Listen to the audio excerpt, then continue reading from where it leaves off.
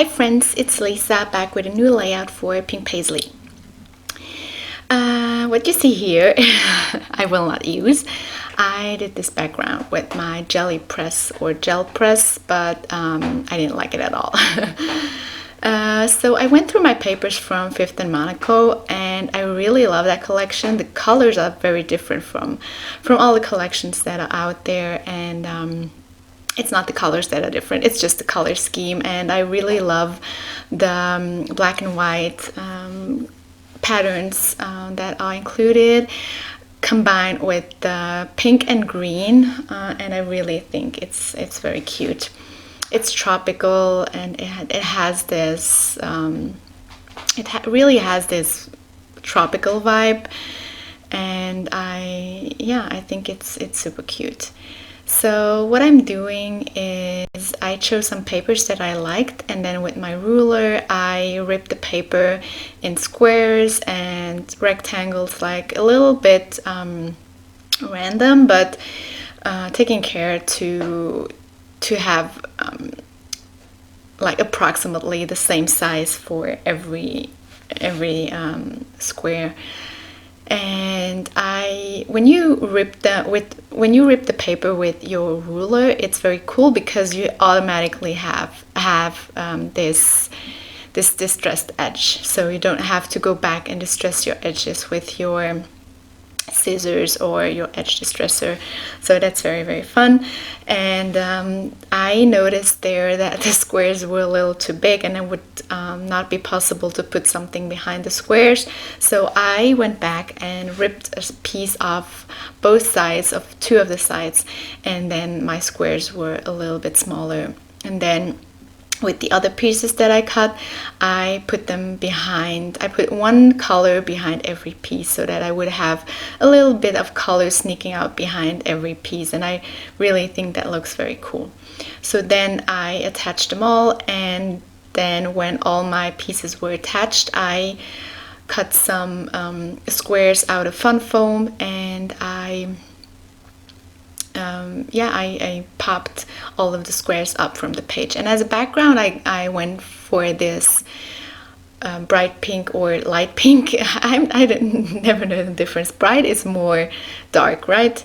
So I went for this light pink pattern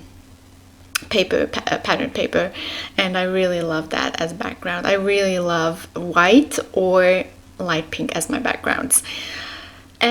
So there I went back and took some pieces that I had left, and then I placed them behind the squares to have a third color going on there on each square. I chose a picture that I cut out as a square, and I put it on the right side. And then I took one of the papers with the flowers, a pattern paper, and I cut out all of the flowers, not all of the flowers, but a lot of the flowers. And the flowers are gorgeous in this collection. They are like this realistic rose, and I don't really like realistic things. I really like when they are more artistic and not so much like reality it looks like. But here they are like, it's a mix of realistic and more I don't know, artistic, and with like not really realistic colors. I guess they are more bright and stuff, but I really love the colors, and I love that some of the colors look neon, and I really like that. And then I also cut out some black and white flowers from a different pattern paper, and I love the combination of both.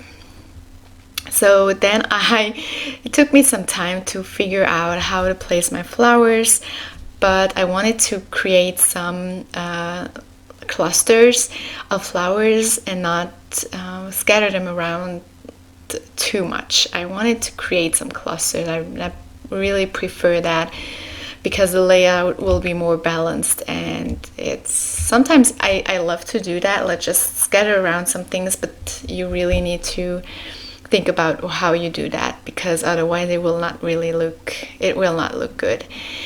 And the Fifth and Monaco collection has this cute embellishment thing where you have the photo corners in. They are gold, and I really love photo corners, so I put them on my picture, and I went into the little gem things, and I put some on the black and white flowers.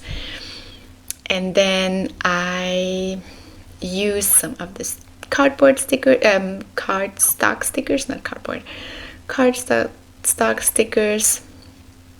I used some black and white butterflies, which I think look very cool with the whole thing that I have going on. And then I went back to my sticker sheet, and I took some of the little word stickers, and I created another cluster of word stickers, and I really love that because the font are a little bit different, the style, the colors, and yeah, that looks very cool. Then these are the stickers from the collection, and they are black with a line, a gold line on them, and yeah, they are so chic and so cool, and I really love that.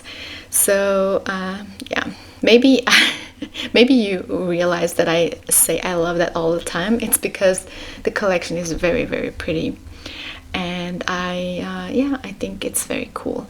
So there I wanted to have an offset of my for my title. Oh my god, I wanted an offset for my title.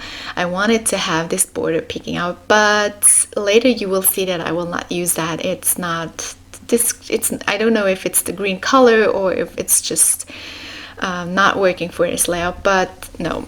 So, and for the rest of the title, I wrote the word moment on this pink paper, the same that I use as a background, and I'm cutting it out. And then here it really doesn't stand out very much, so I will adhere it to another pink paper, the brighter one, the darker one, and then I will cut it out again. So that will make, I think here it really works with the offset, and I think it looks very cool, but not for the black letters.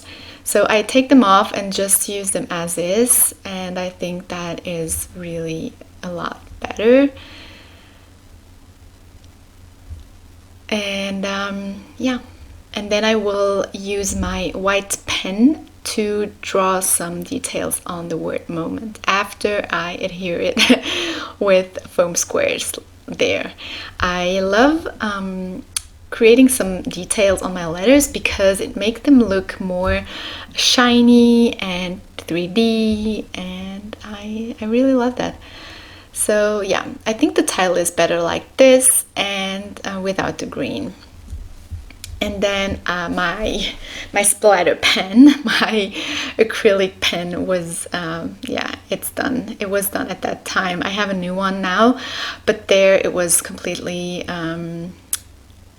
not full, but empty. It was completely empty, and yeah, so I was waiting for a new one, and yeah, I used some gesso, diluted with some water, and I spritzed some paint around with a brush. And yeah, that's it. That's already it, guys. So thank you so much for watching. See you very, very soon, and have a great day. Bye bye.